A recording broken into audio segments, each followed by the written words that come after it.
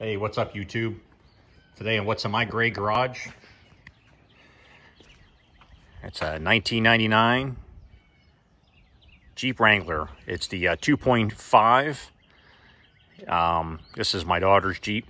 This Jeep here has got about 197,000 miles on it. It's a pretty good Jeep. We've had it for quite a while. The thing with this one here is it was running fine and then it quit running.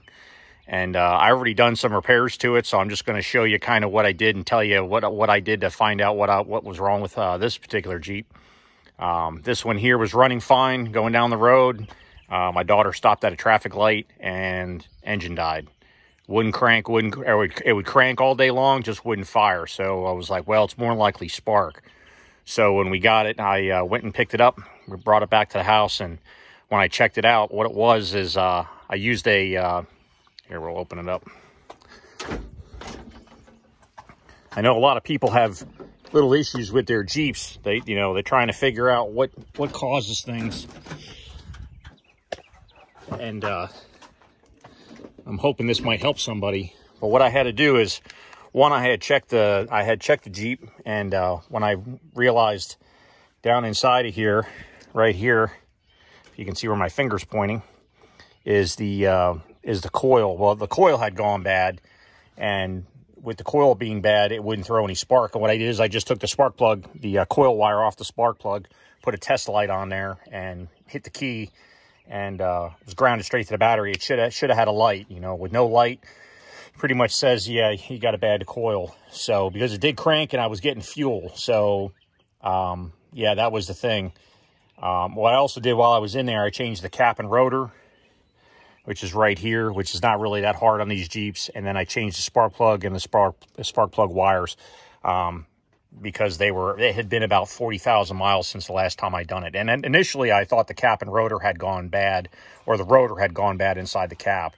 And that's why I was getting no spark, but it actually turned out to be the coil. So when you're doing your checks, also, make sure you check those key points first. If you got fuel, check for spark, and I mean, if you don't have compression, you'll hear it in the engine. I've had a Jeep before where it just sounded, you could tell the difference in the sound of it. So, yeah, that's just my little helpful tip for the day.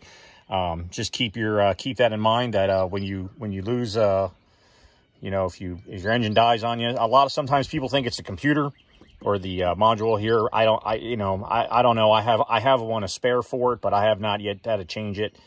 Some folks have. I mean, I think a lot of it too is if it's intermittent. A lot of intermittent problems are a really pain in the neck to track down. But this was a fairly simple thing. No power. The coil was just bad. So it had been changed before because one of the mounting bolts was missing.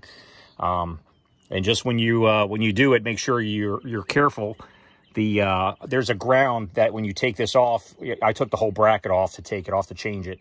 There's a ground that has to go back on there. Make sure that ground's clean and ready to go back on. And if you're in an area where you get a lot of snow and salt, sleet, all that kind of stuff, and where they put all that stuff down the roads, the salt and whatnot, make sure you put some kind of coating on there, whether you put dielectric grease or some kind of battery terminal cleaner after you put the connection on there. That way it prevents it from rusting and having issues.